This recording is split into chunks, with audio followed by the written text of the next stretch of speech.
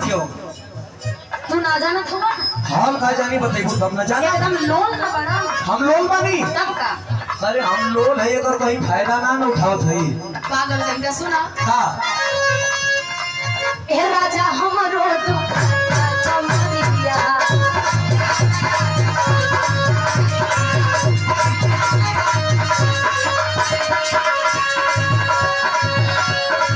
मारी ले लो महाचातु घोड़ भारी जा मारी ले लो महाचातु घोड़ भारी जा ए राजा हमरो दुख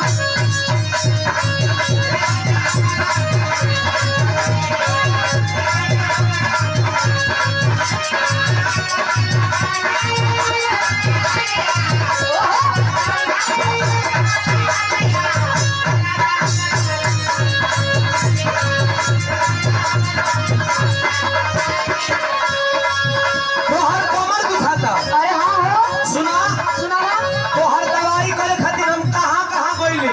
कहाँ गई अरे हेजा हैदरपुर में आईनी संगमाडियो वीडियो में गईली लेकिन तोहर रोग पुरान बा। अच्छा अच्छा हाँ सुना और ये लक्ष्मी प्लाई बोर्ड आप लोग के आपके द्वारा ये दोनों लोगों को 1-1 रुपया दे करके सम्मानित किया गया और 250-250 रुपया दे के सम्मानित किया गया उमेश शर्मा जी सदस्य साहब जी के द्वारा आशीर्वाद है बहुत कमरा है। बहुत धन्यवाद। सुना बोला तोहर कमर दुखाता ना। हाँ हो ए भैया इनका दवाई दे देई। अरे शुक्र है तुम्हारे बस का बात ना बस का बात ना हाँ हो सवेरे ही से दवाई है जो चाहते हैं। तो जा तू ले रहा लेके घर जा अरे आवरानी अरे आवरानी हमर लोग के लुटे दलो हरिया।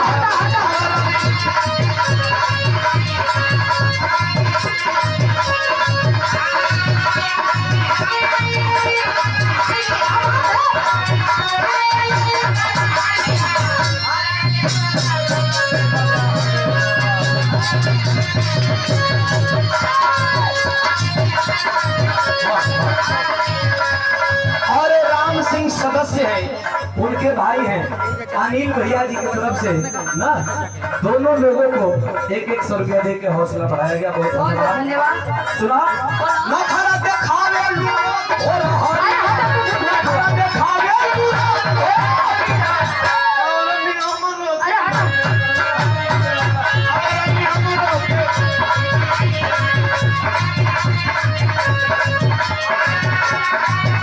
ए हो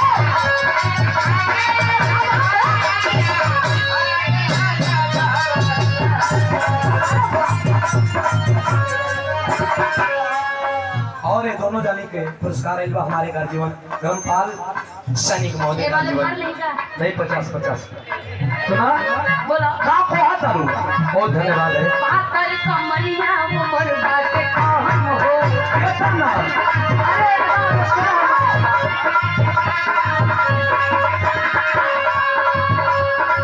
ए राजा हमारा पकड़ रहा हो एकदम नहीं करेगा मारेगा भागेगा। अरे तो मार पीट दे मारी देना महाजा तू भागे या कोरिया मारी देना महाजा तू भागे या कोरिया ए राजा